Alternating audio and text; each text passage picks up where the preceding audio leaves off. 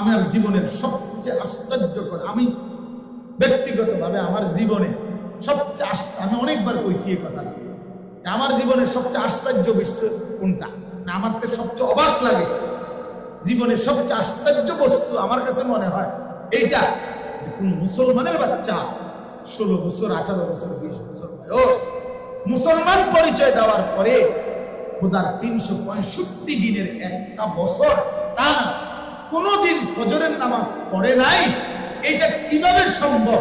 আমার কাছে এটা পৃথিবীর সবচেয়ে বেশি আশ্চর্যকর। এটা কিভাবে সম্ভব?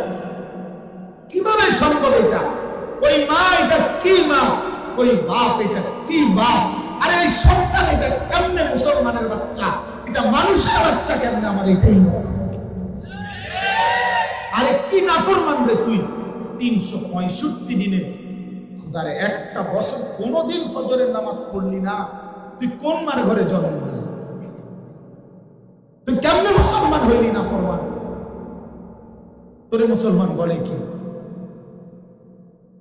তোরে মুসলমান বলে কি? কেন তুই মুসলমান হইলি? কিভাবে সম্ভব? আল্লাহকে এভাবে ভুলে যায় মানুষ, আল্লাহকে এভাবে ভুলে যায় মানুষ। 30 বছর মুসলমান মিথ্যা বলে, 30 বছর একজন মুসলমান সুদ খায়। আরে কি মুসলমান প্রতিদিন ওজনে কম দেয়, হ্যাঁ প্রতিদিন মুসলিম নারী বেপর্দা চলে, এটা কিভাবে সম্ভব? আমি বুঝি না কেন সম্ভব, আমি এটাই বুঝি। এটার কারণ একটাই, আমি বুঝি এতটুকু, এর কারণ হলো আল্লাহ তাআলা যখন সিদ্ধান্ত নেন, প্রিয় ভাই প্রিয় বাপ মনে রাখবেন, নিজেদের কন্যা বোন মাদেরকে বলবেন, কোন মুসলমান ইমানদার অব্যাহত যখন নাফরমানি করতে থাকে, আল্লাহর হিসাবে যখন গুনার মাত্রা ছাড়িয়ে যায়, খোদার কসম আল্লাহ একদিন তারে আখিরাত ভুলায়া দেয়, তারে একদিন পরকাল ভুলায়া দেয়। আল্লাহ নিজেই তখন তারে পথভ্রষ্ট গুমরাহ করে দেয়। এটা কোরআন শরীফের আয়াত। আফারাআইতা মান ইত্তাখাযা ইলাহাহু হাওয়াহু ওয়া আদাল্লাহু আল্লাহু আলা ইলমি।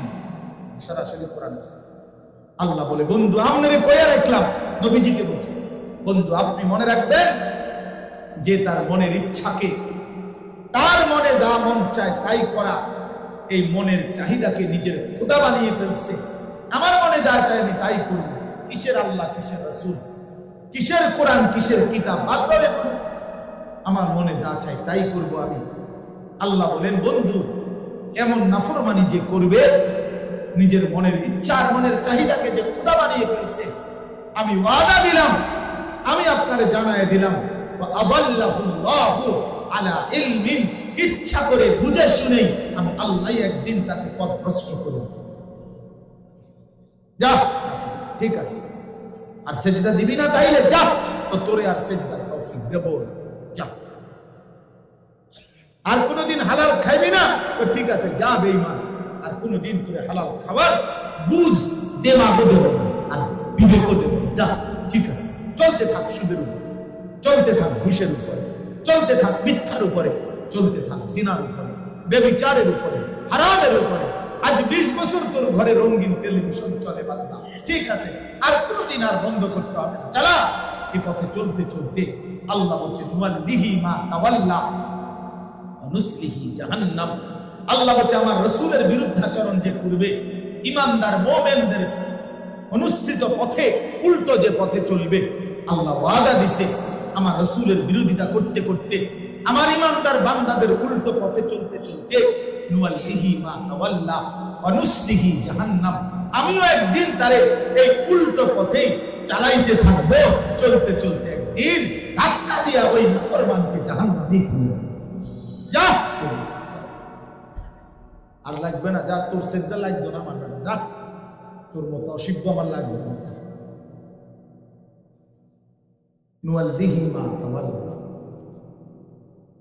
এই তো কোরআন শরীফের আয়াত। একটা যুবক হলো, মনে রাখবে বাপ, চালাক মনে করছে নিজেরে, হ্যাঁ, ওটা 1 বছর কোনদিন 5 ওয়াক্ত নামাজ পড়ো নাই, চালাক হয়ে গেছে। মাতবর, তুমি মাতবর। হ্যাঁ, কেউ তোমারে কিছু বলে না, তোমার মাও ডাকে না, তোমার বাপও ডাকে না, গ্রামের 14 গোষ্ঠীর কেউ তোমারে ফিরায় না, বলেও না কিরে ফু তুই কোন মার ঘরে জন্ম নিলি, তুই এক ওয়াক্ত নামাজ পড়বি না? তোমার কি আল্লাহ নাই? তোমার কি আখিরাত নাই? কেন তাকে ফিরায় না? মূলত ওই যে মালিকের ফয়সালা, আমায় ইউদলিলহু ফালা হাদিয়া লা। আল্লাহ যখন কাউকে গুমরাহ করে দেয় তাকে আর পথ দেখাবে, তাকে পথ দেখাবে কে? আব্দুল কাদের জিলানী। কথা বলেন না কেন? আল্লাহ যদি কাউকে পথ ভ্রষ্ট করে দেয় এবার তাকে পথ দেখাবে কে? জুনায়েদ বাগদাদী, খুলনার হযরত। তো কে? কোরআন শরীফ আল্লাহ নিজে জিজ্ঞেস করছে। আল্লাহ বলছে, বন্ধু আমি যাকে পথভ্রষ্ট করে দিলাম, ওয়া খাতামা আলা সামঈহি ওয়া কলবি, আমি নাফরমানের কান এবং কলিজার মধ্যে মোহর মেরে দিলাম, ওয়া জাআলা আলা বাসারিহি গিশাওয়া, চোখের সামনে পর্দা ফেলে দিলাম। এবার আল্লাহ নিজে বলে, ফামান ইয়াহদিহি মিন বাদিল্লাহ, বলেন না বন্ধু আমি আল্লাহকে বাদ দিয়ে এবার তাকে হেদায়েত দিবে কে? তাকে হেদায়েত কে দিবে? হেদায়েত আমায় ইউদলিলিল্লাহু ফামা লাহু মিন হাদ। আল্লাহ বলছে, আল্লাহ যাকে পথভ্রষ্ট করে দেয় ফামা লাহু মিন হাদ, তার জন্য আর কোনো পথ প্রদর্শক নাই, আর কোথাও আলো মিলবে না। ফামান লাম ইয়াজআলিল্লাহু লাহু নূরান ফামা লাহু মিন নূর, কোরআন শরীফের আয়াত। আল্লাহ বলেন, আমার আলো যে পেল না, আমার আলো থেকে নূর থেকে যে বঞ্চিত হলো, ফামা লাহু মিন নূর, তার জন্য আর কোথাও কোনো আলো নেই। ওয়া ইউশরিক বিল্লাহ ফাকান্নামা খাররা মিনাস সামা ফাতাখতাফুহু আত-তায়রু আও তাহবি বিহি রিহু ফি মাকানিন সাহিহ। আল্লাহ বলেন, আমার সাথে যে শিরিক করলো, মানে আমার বাদল ছুটে গিয়ে অন্যের দ্বারস্থ হলো, আল্লাহ বলেন তাকে সাত আসমান থেকে যেন ফেরেশতা জমিনে একটা আসার মারল। আসার বোঝেন? মানে মাথার তুললে কি মারলো? আসার মারল, নিচে ফেললো, আর তারে যেন আসার মারলো, আসমান থেকে ফেলে দিল তারে। এবার তাকে বাস, পাখি, চিল, শকুন তারে ছো মেরে ছিনায় নিয়ে গেল, অথবা ঝড়ো বাতাস তাকে কোনো না কোনো একদিকে ছুঁড়ে ফেলে দিল। অর্থাৎ আল্লাহ থেকে যখন ছুটে গেল, এবার কি মদ খায় না, নেশা করে, গাঁজা খায় না, ফুটকা খায় না, বাবা খায় না, ডাই খায়, এইবার কি সুদ খায় না, ঘুষ খায় না, কিস্তি লয় না, বাটপারি করে, সিটারি করে, নিজের ভিডিও চায়, মানুষের ভিডিও চায়, মারও দেখে, মানুষেরও দেখে, পরের বোনকেও দেখে, নিজের স্ত্রীকেও দেখে, রাস্তার নারীকেও দেখে, কোনো আগাও নাই, মাথাও নাই, পায়জামাও না, হাফ ফেলো না, ফুল ফেলো না, এটা একটা প্লাস্টিক। পাগলও না, ছাগল না, তার সিরাজ, মাথা খারাপ, জীবনের কোনো আর লক্ষ্য উদ্দেশ্য,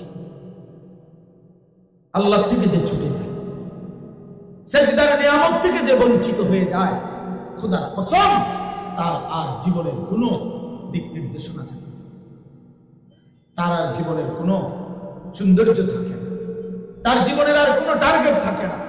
এই জন্য তোমরা যারা যুবক, তোমরা মনে রাখো, তোমরা আমাদের দিকে দেখো, আমরা ছোট্টবেলায় 6 বছর বয়সে মাদ্রাসায় যেদিন ঢুকছি, সেদিন আমরা বুঝছি এই পাঞ্জাবি, এই টুপি, এই লেবাস, পোশাক আমাদের আহলুল্লাহদের লেবাস, আমাদের আম্বিয়াদের লেবাস, সাহাবাদের লেবাস।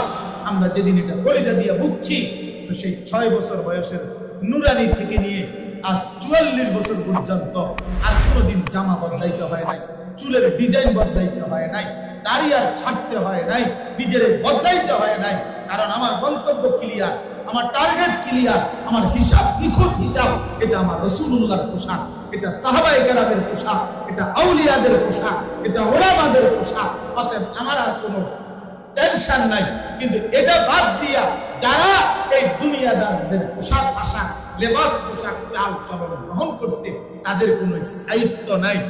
গত মাসে চুল রাখছে এন্দিয়া বাড়াইয়া, এই মাসে চুল রাখছে আবার এদিক দিয়ে বাড়াইয়া, এই মাসে চুল আবার এদিক দিয়ে বাড়াইয়া, এই মাসে এদিক দিয়ে নাই, পরের মাসে ওই দিক দিয়ে নাই। 3 মাস আগে দেখলাম প্যান্ট ফেন্দে সিফা কন ফেন্দে ডোলা, একবার ডোলা একবার সিফা, একবার শার্ট একবার গেঞ্জি, একবার চুল পিছন দিকে ফিরা, একবার ডাইন দিকে ফিরা, একবার বাম দিকে ফিরা, একবার খাড়াইয়া মতে, একবার বইয়া মতে, আর একবার হাঁটতে হাঁটতে মতে। আরে হায় হায় প্লাস্টিক রে।